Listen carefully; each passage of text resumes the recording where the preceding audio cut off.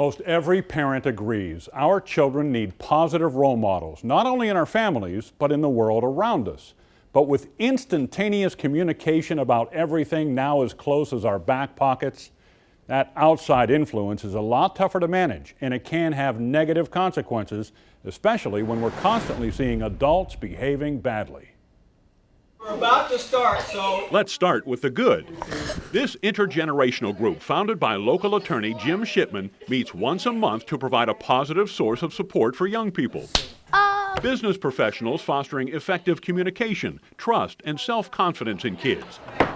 They engage in constructive activities at Four Oaks Bridge Facility. We win. Shipman's takeaway from these interactions with children? They're better observers and analysts, if you will, than we give them credit for a lot of the time. So I sat down with 11-year-old Gracie Haverland and 14-year-old Brenna Taylor to get their take on what they're seeing in the media. Donald, you're a sniveling coward, and leave Heidi the hell alone. Brenna remembers watching CNN student news in social studies class. A couple of times there was like Donald Trump and Ted Cruz going back and forth. I'm like, and it's run by incompetent people. Oh my gosh, just be quiet. That's so annoying. Well, the thing is... To me, it sounds like me and my sister going at it, like freaking out on each other.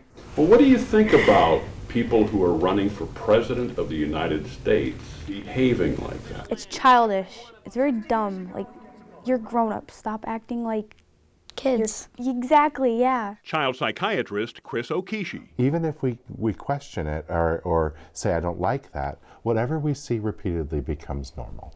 It's the new way of behaving.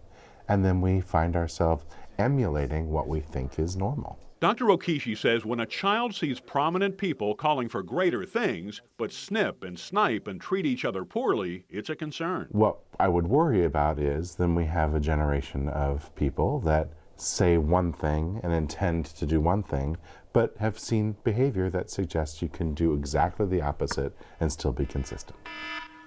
And of course, our kids are not just seeing bad behavior on TV. How much do you see any negativity when you're online? There's a lot. Like when I had Instagram, I'd go on my friends' pages and there'd be a lot of really mean comments. I'm like, it's not very nice. Like if you want to be on social media, you need to be nice about it. Like if you can't be nice, don't have it at all, really. Gracie says she hasn't been using social media partly for that reason.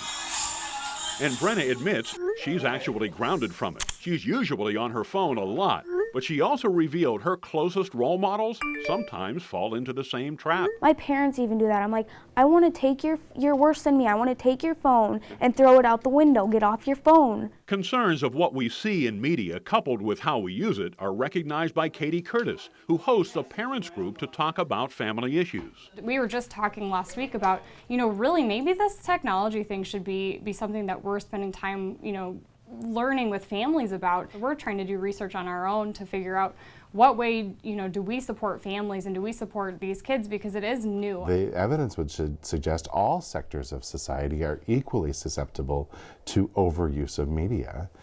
That said, as parents, one of our jobs is to model as consistent and healthy a life as we can for our kids, and to be honest with them when we make mistakes. Meanwhile, back at the intergenerational group, Question is, name one thing you dread about going to the doctor. One-on-one interaction without media is helping to give these kids mature perspectives. If you really like social media that much, you can get addicted. It's horrible.